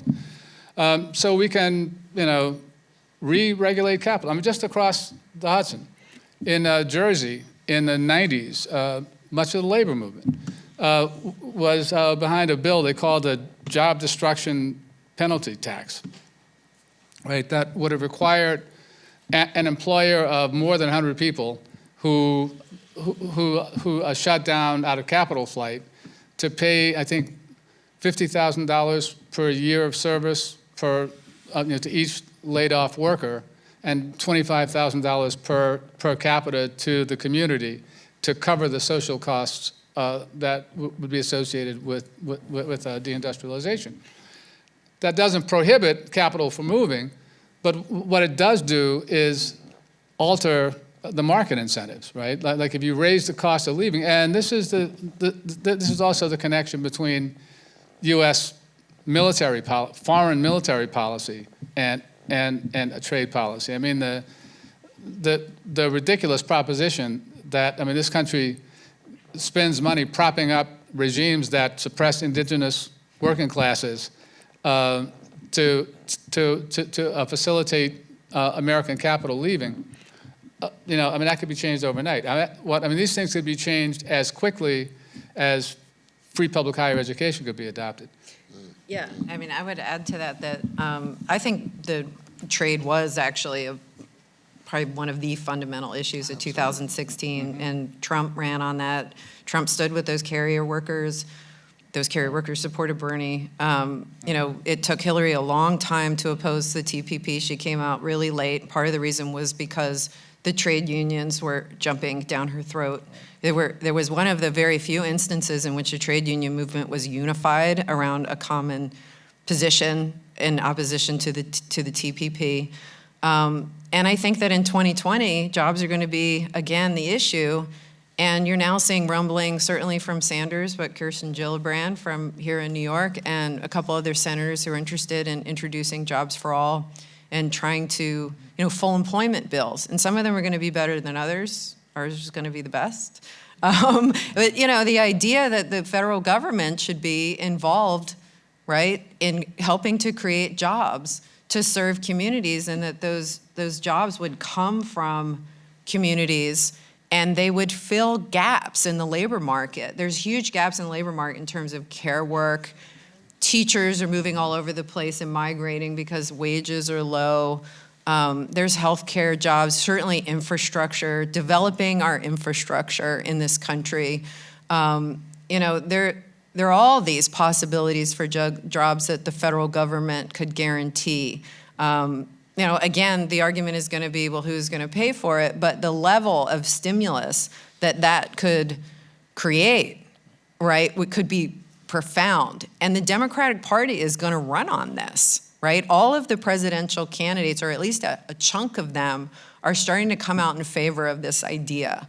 So I think that jobs are going to once again, and Trump's record on this is continuously being held up. I mean, he's going to get called out on what happened to Carrier. Those workers' jobs that he supposedly saved went to Mexico, right? To a factory where people are making $3 an hour. They did, right? He claimed to save those jobs, and there was a first wave, in September, and a second wave in December, and they're gone. So I think that this propaganda that he had been promoting, kind of making his appeals to the working class, is gonna pop open, and we're gonna see a really pretty progressive left solution in the form of some sort of full employment policy agenda. And there isn't necessarily a constituency for this, just like there isn't a constituency necessarily for Medicare for all or college for all. So people are going to need to support those politicians who are fighting for this, and they're going to have to push them to the left to make sure that those policies aren't watered down, like what Andrew Cuomo did here in New York to college for all. Called something college for all, but it was so damn means tested that so many students couldn't take advantage of it, right? It was meaningless. So, I think that jobs are really gonna come back, and in that form, not necessarily in trade. And I think there is a danger, though, of talking about automation without the conditions under which that automation takes place. It's automation under the aegis of capital.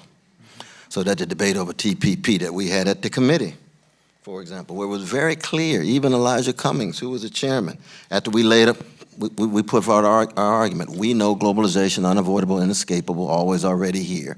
Is it going to be corporate globalization, or will working people be able to constitute some kind of significant countervailing force and countervailing set of voices to get some concessions from it? And what did Elijah Cummings say? He said, I agree with your argument. I don't want to embarrass the president. We got a phone call from the White House. This is a signature policy, so he wants all of the Clinton people to go with it. Am I telling the truth? You are. That's Yes, exactly yeah. what happened, you see. Exactly what happened. That was true on a whole host of other issues, too. But most importantly, your question is the crucial one. We know globalization's been in place for a long time, going all the way back to the early modern period and so forth. What are the conditions under which it takes place? What role will working people especially play in it? You know, Michael Harrington made this argument in his last book, Socialism, Past or Future. Corporate globalization versus people's globalization. Now, he wrote that almost 25 years ago. Still very important. Still very important.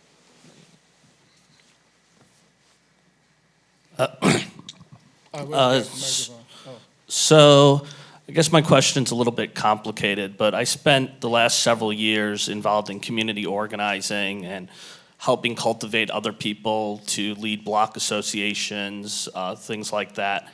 And I've noticed that there's a void, and each of you mentioned it a little bit tonight, when it comes to the disconnect between kind of the grassroots and the people who have more of a social or financial following, right? You mentioned the Gates Foundation, you mentioned the Ford Foundation, and what we've seen over and over again with the various community organizers is that they can't keep investing in so much of their lives in kind of building or cultivating their neighborhood without adequate funding or an adequate job.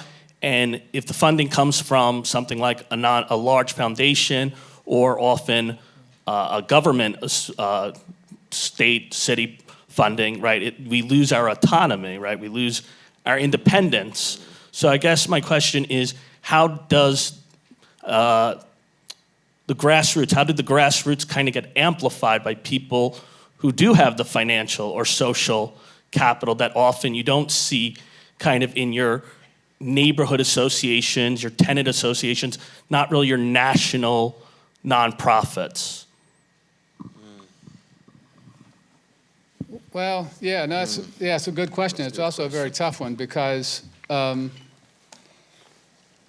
are a lot of layers there, right? I mean, one layer, so grassroots, right, isn't necessarily a sacrament. You know what I mean? I mean, like homeowners associations, gated communities, groups that you know, organize to exclude others, to preserve their property values, are also grassroots organizations. And in neighborhood politics, right, like around the country, those groups that have been successful, and I tell you, well, I don't need to go into this, but I sort of connected to this grassroots organizing stuff in two different capacities, in different ways over a decade or more. But the groups that are more likely to be successful in realizing their agendas are groups in the more affluent neighborhoods and groups that come together around the central concerns of people with real estate development interests, right? And in that sense, like the second way I connected with it was when I worked in the city of Atlanta, and our planning department under Maynard Jackson had this beautiful neighborhood planning process where the city was divided into a number of neighborhood planning units that didn't overlap with council districts, and they sort of fed into construction of the comprehensive plan, this, that, and the other. But what we found after a while was that while this decentralization, right, was undertaken in the name of democracy, what it in fact did was exactly the opposite. So I would first of all make a distinction between groups that are funded by the government at whatever level and groups that are funded by the foundation sector. Because at least the government is ultimately accountable to you, right? Like you can get somebody unelected or you can protest, and they're more sensitive to genuinely popular disaffection, where the autonomous groups are, Jay Arena, who teaches at the College of Staten Island, did a great book on New Orleans from the early 70s, from the moment of racial transition in local politics through Katrina. And what he hammers on throughout this book was that the alliance that undid the working class or poor people, like in that city, was developers, the new black political class, and the private foundations, who created these layers of so-called neighborhood groups, right? Potemkin groups, who are legitimized through this funny notion of accountability that's also partly based on a reified essentialist notion of authenticity, right? Like who authentically speaks for the community. And that's what enabled pushing the destruction of public housing through. And I mean, there's stories like that in every city.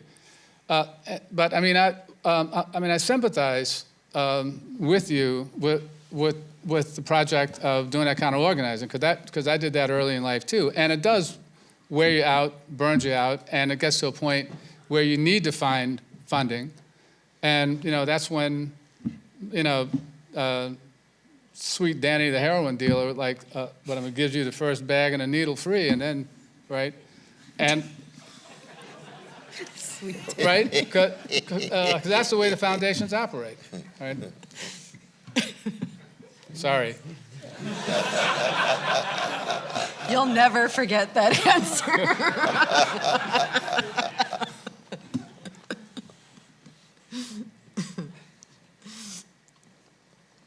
Where's the mic coming from? I'm over here. Oh, okay. Other way. Yeah, up here. Yeah, That's there me. Wow. I just want to Oh, wow. first say, Okay. Professor Gautney, congratulations on your book. I'm a Fordham alum, so when I heard you had wrote the book, I hopped on it. It also helped that Adolph Reed wrote the foreword. So I will admit I have not read the book yet, but I read the foreword. Getting through it. So I just want to... And by the way, I'm a Fordham birthie. Yeah, so I was actually at the talk 2 years ago where you and Cornel were given at Fordham, so I remember that little story. But going back to one of the points, Cornel, you mentioned about the fundamentals of class, and Adolph Reed, you've talked about this in multiples of your piece, how the most common identity is having to work for a living or be asked to work for a living that we share. From my perspective, and I apologize, I got here a bit late, and I don't know if you all touched on this subject, but the movement building that you touch upon in the forward of the book that is long-term and is not, in the short term with the way we romanticize electoral politics and such, the movement building that you get into and the dichotomy of that, to me, one of the biggest obstacles is overcoming that identity-first politics, which I know, as you pointed out, Adolph, in many of your pieces, is not so much a dichotomy with class politics, is it another expression of class politics? And so for me, I'm wondering, if it's a class politics and is being expressed by people who are not on our side, quote unquote, do we just leave those people alone? Or I'm also wondering, on the flip side of that, is it false consciousness? Because there are some working class people who are working against their interests by adopting those kind of politics, as Marx would say, because that is the dominant ideology is out of the ruling class. So yeah, I guess my question is, do you all feel like that is a very strong obstacle to that movement building? And if not, how do we overcome that in these little pockets? Well, yeah, I'd say yes and no. That's a very important question too. I mean, I've been doing some political education stuff around race and class in trade union locals around. And what I found is one thing that's a great teaching aid, right, is a racial adaptability chart that a Pittsburgh industrial relations consulting firm did for a metal tubing company in 1955. It's reprinted in John Bodnar's book on Pittsburgh, Lives of Their Own, I think it's called. And it's got 33 or 36 races down one axis, and then an almost comparable number, at least, of job tasks and working conditions on the other axis. And it's color-coded, so it shows who's supposed to be good at what, right? So it's funny, we did a training at at an Atlantic City local, like the day of the blizzard at the end of the year. And one of the staff guys came in and said he found the chart helpful because his car was packed in snow, and he used it to try to convince his wife that she should dig it out because she's Irish and the Irish are good at pick and shovel. Oh, God. But she wasn't having it. But anyway, but what I've found is, like, with working people, right? And I'm not fetishizing this either, but with working people, if you start talking about the actual conditions, right, then you either you don't have to get into a discussion of some abstraction called identity politics because people understand their experiences. And if it comes up, right, like you've already established, or if some of the identitarian rhetoric comes up, right, the saws and cliches, it's a little easier to discuss it because you've already established a base of commonality and solidarity from the shared experience. And no, it's not infallible, right? Like, it doesn't work always all the time, and it depends. And it's certainly better with union members than it is with other people, and that's another reason that it makes sense for us to concentrate on trying to build through the labor movement, because that's what that experience is all about, right? But beyond that, I've been thinking about this, right? Because on the academic side of stuff, right? I mean, this shit gets cranked out like a breeder reactor, like 47 versions of the same book finding the same thing, showing the immutable power of race or a gender, like to undercut any hopes for egalitarianism or to make those seem naive. And every one of those books, like, could win the Charles Murray Award, right? Because that's the way that Charles Murray sees the world. And I've been going back and forth about how much, and with some friends of mine who do this too. I mean, we have an online journal called nonsite.org, and some of those debates, what I'm going to get addressed there. But from a political point of view, once you figure out that the politics or that the political affiliations that people who push that line have are with the other side, as Upton, and they're with the other side ultimately for material reasons. And as Upton Sinclair famously said, it's not possible to convince a man to believe something if his living depends on him not believing it. So then it makes sense to talk to your coworkers or your neighbors or family members or whatever. And I think it's very important, my dear brother, to be clear about what the claims are. Because, see, Brother Adolph, his claim was that there's a common experience in the workplace, you see. It wasn't that there's a common identity. Right. The identity has to be forged relative to other identities. And you have to deal with what history has dealt out. In the history of America, the white supremacists created racial identities. These are constructs. They are contingent. They are changing all the time. They undergo transformation. Same is true with gay identity, lesbian identity, trans identity, and so forth. Gender identity, religious identity, regional identity. We won't even talk about identity relative to athletic teams. Well, those are real. Those are about as immutable as you can get, the Dallas Cowboys. Oh, Lord, you want something multiracial, you just go to Texas and talk about Dallas Cowboys in any bar. So you can just see. But what we're talking about is, if we're concerned about justice, if you're fundamentally committed to trying to enhance the conditions of poor and working people, none of those identities are going to allow you to, one, understand the system that you're up against, the economic system that you're wrestling with, the international forces that are at work, and therefore it's going to disable you and disempower you to be able to be a freedom fighter. Now, if what you're really interested in is just an identity, then okay, go on and play your identity. No, you're not going to be a freedom fighter. I mean, that was part of the critique of Coates and the others. You can talk about white supremacy, trans-historical, immutable, all you want. Sell your books and make money, fine. But if you're concerned about changing the world, then you're going to have to read some more Du Bois. You're going to have to read some more St. Clair Drake. You got to read some more people who have thought about these issues who are also concerned about changing the world. You see? Well, you can see, absolutely, but Adolph is also part of that great tradition. He's just still living, and there's that. He's still alive for the moment. Well, all of us, waiting for the worms, Oh, the worms waiting for us, I should say. I'm sorry. Yeah, that's right. Get that right.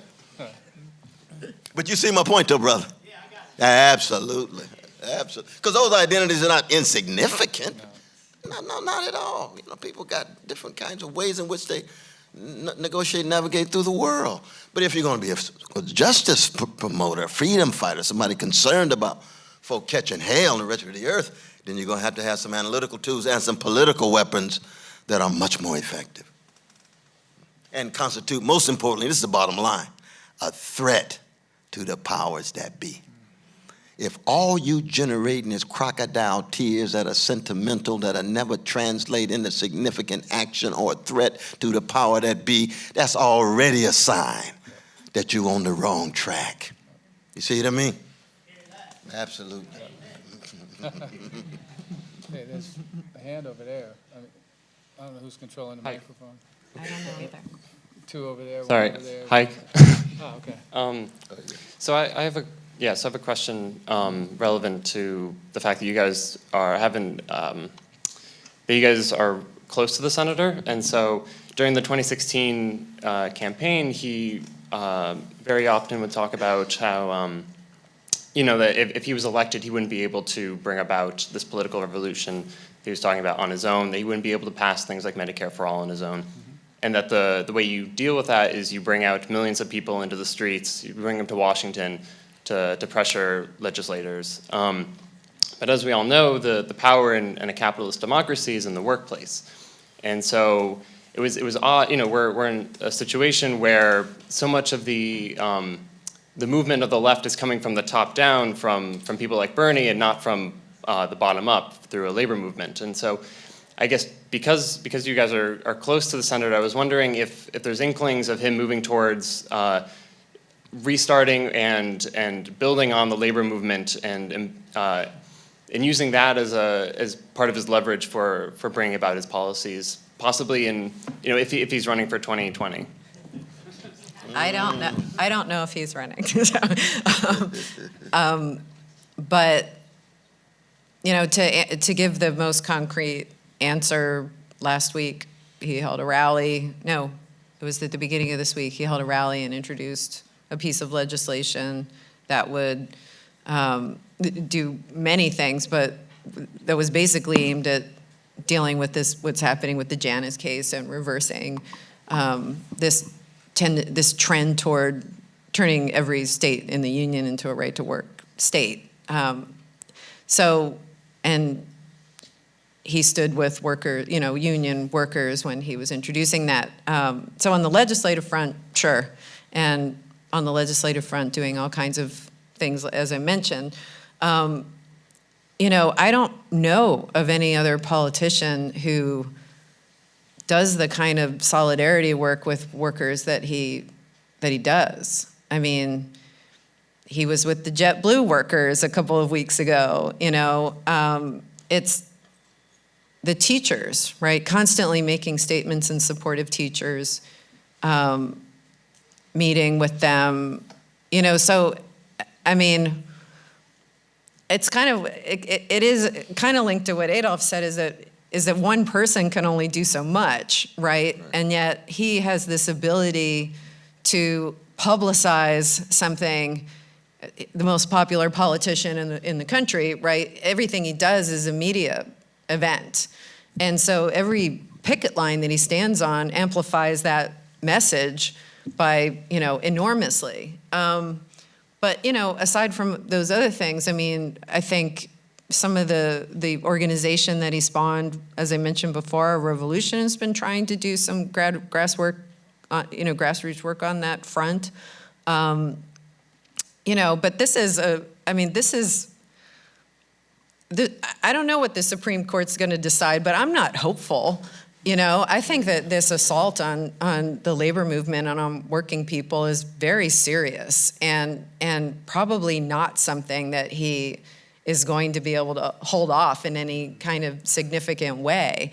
So, I don't know what the answer is, fundamentally to try to rebuild the labor movement, but I think as far as a politician, he's doing pretty much more than anyone else to try to strengthen labor movements, and also to, as I mentioned before, to try to call out Trump and appeal.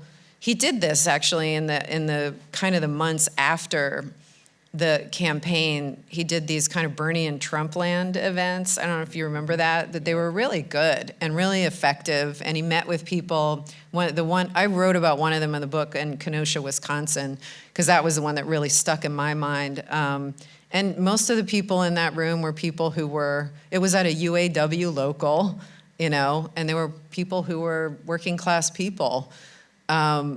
And he talked to them about why they voted for Trump, and a bunch of them wanted to vote for him. They were never Hillary, and because he believed that they represented their interests. I mean, same with the coal, right? Bernie goes to West Virginia all the time. He does not stay out of that state for long. And Kentucky, places where the coal industry is falling apart and people are really struggling. So I think that he, as much as one man can do, right, in terms of trying to help the labor movement, but also to publicize struggles and publicize the needs of working people, and I think if he does run in 2020, or if he doesn't run, he's certainly going to support whoever is the most progressive candidate out there. I think that's going to be front and center. I think his entire platform is a class-informed platform to make sure that working people and poor people have a chance. Maybe you have a... Well, yeah, I mean, just this. I mean, keep in mind that the 7 national unions that endorsed him in 2016 stayed together. They came together under the rubric Labor for Bernie. They're continuing to operate under the rubric Labor for Our Revolution, and they're trying to organize to broaden the base, inside the trade union movement. One of the entailments, right, and the Sanders campaign helped in some ways to bring those unions together. It's also the case that all of them had some connection to the Labor Party before that, but the Sanders campaign also became a vehicle for convincing the National Nurses Union to put resources behind the National Campaign for Medicare for All, which the Labor for Our Revolution unions are taking out broadly, or as broadly as they can, trying to. Inside the AFL-CIO, there was just a meeting Thursday to talk about this issue. At the AFL-CIO convention in St. Louis last year, they adopted a resolution calling for independent politics, which is unheard of for the AFL-CIO, and Lee Saunders and Randy were like squirming up there with Mark Demonstein when it passed. So we had a joke about which one of them was going to be the first one to call Trump and say, "Well, yeah, I was just standing there, but it don't mean nothing."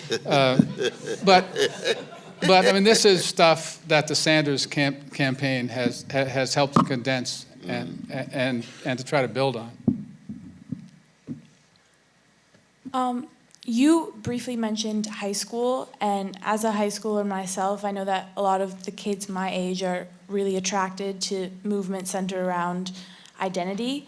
And people are really angry. There's a lot of passion, and I wondered how to turn that social motion, I guess, into a movement that centered more around class politics than identity.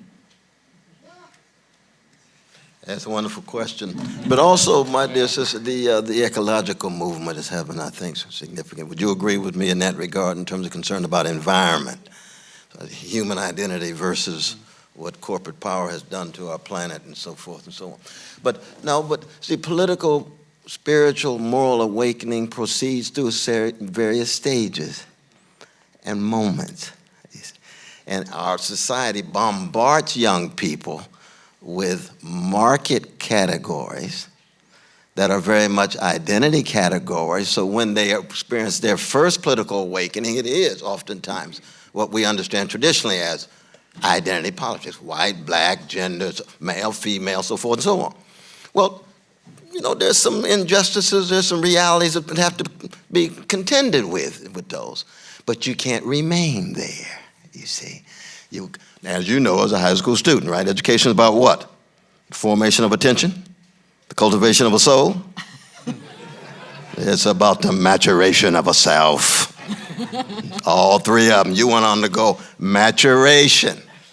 Keep undergoing levels of maturity. You begin to understand, oh, capitalism is out there. You don't say. Oh, there's classes that have been contending. You don't say. There's been nations dominating other nations, imperialism, colonialism. My God, there's settler colonial societies. Ooh, that's a little bigger than skin pigmentation. You don't say. Maturation, cultivation, growing into what it is to be a concerned person of integrity and honesty, concerned about fellow human beings.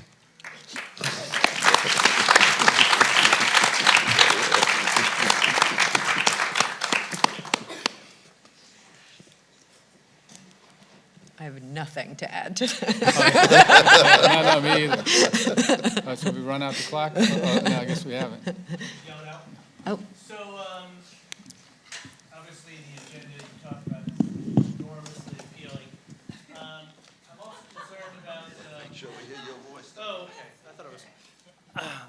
I'm also very concerned about all the killing that our country does of other people, and you know, one thing that was missing from the campaign in general, and in a larger measure from Bernie's campaign, was serious engagement with foreign policy, and just as significantly, or perhaps as significantly, how what connection exists between the vision he sees for our society domestically, what connection that has to the role of our country in the world. Obviously, this is something Martin Luther King focused on the last year of his life. And I would love to see the left offer up a kind of a universal vision that allows us to, well, that can articulate a vision that can allow us to see the role of the United States in a more, in a less ugly, playing a less ugly role. I want to answer, and then I want to punt it to you because I know, I think you're going to see a lot more from Bernie on the foreign policy front. There was an event this week that he's been doing these town hall events. I don't know if anyone's been tuning into them. He did one with Michael Moore on inequality through a Facebook mechanism, but like a live stream. And he just did one with The Intercept on the Iran deal. And that was, you know, that's a, I don't want to say new territory, right? But focusing on these foreign policy issues is something I think that he's really in the process of fleshing out. And a lot of the media covered his statements about what was going on in Gaza. He's come out very strongly against the bloodshed.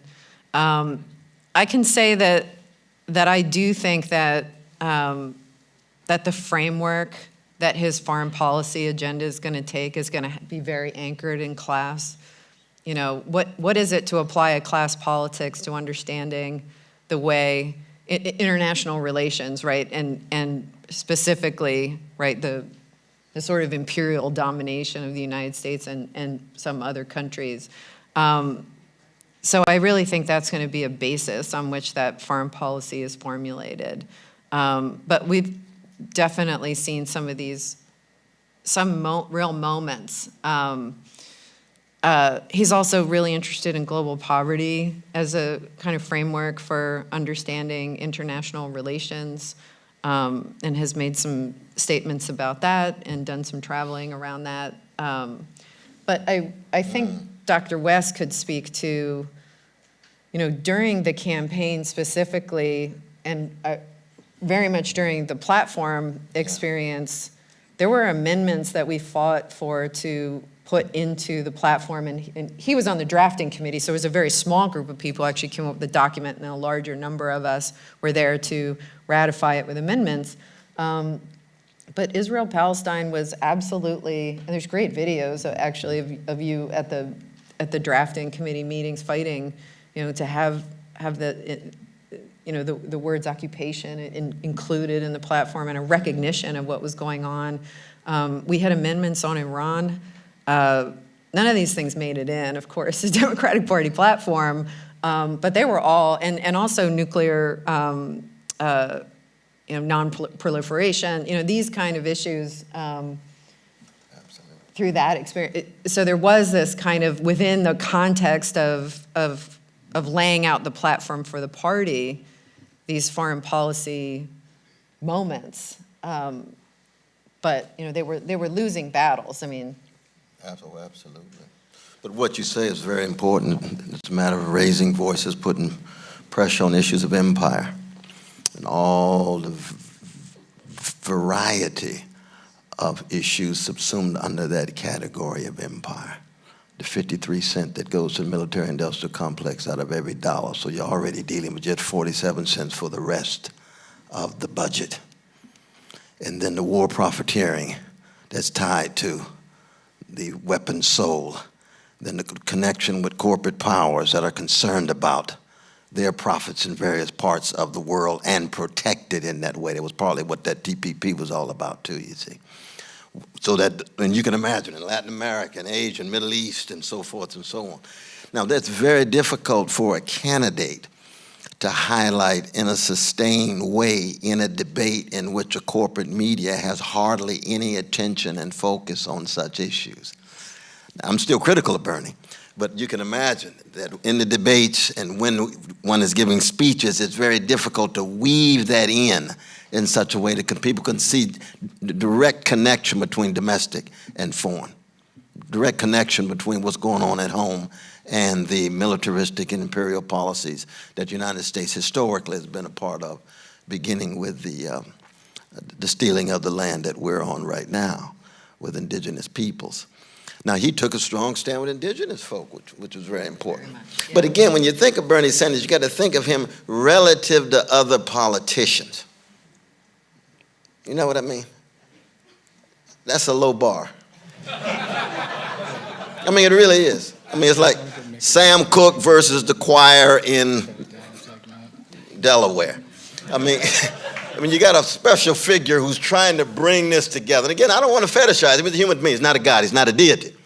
But he was open enough to raise some of the most fundamental issues, but he didn't hit empire in the way some of us wanted to. And I hear that in your question. And the question is, how do we put the pressure on him and others who are aspiring to such positions? I should add, too, just that one of the big fights, of course, because there's been a budgeting process in the United States Senate, has been his really outspoken critique of the defense budget and putting that next to cuts in social programs, right? Defunding education and all that, and then look at this gigantic, these beautiful charts, right, showing that this basically robbing public institutions to pay for this insanely large defense budget. And that is something I think that he's been very, very good on. And my favorite part actually during the entire campaign was during one of the debates that he had with Hillary where he went after Henry Kissinger. That was just gold. Yeah. It was all over the place. And it was historical, and so, anything. Nope, I got nothing. I got nothing. So please give a warm congratulations to Dr. Cornel West, Professor Heather Gautney, and Dr. Adolph Reed.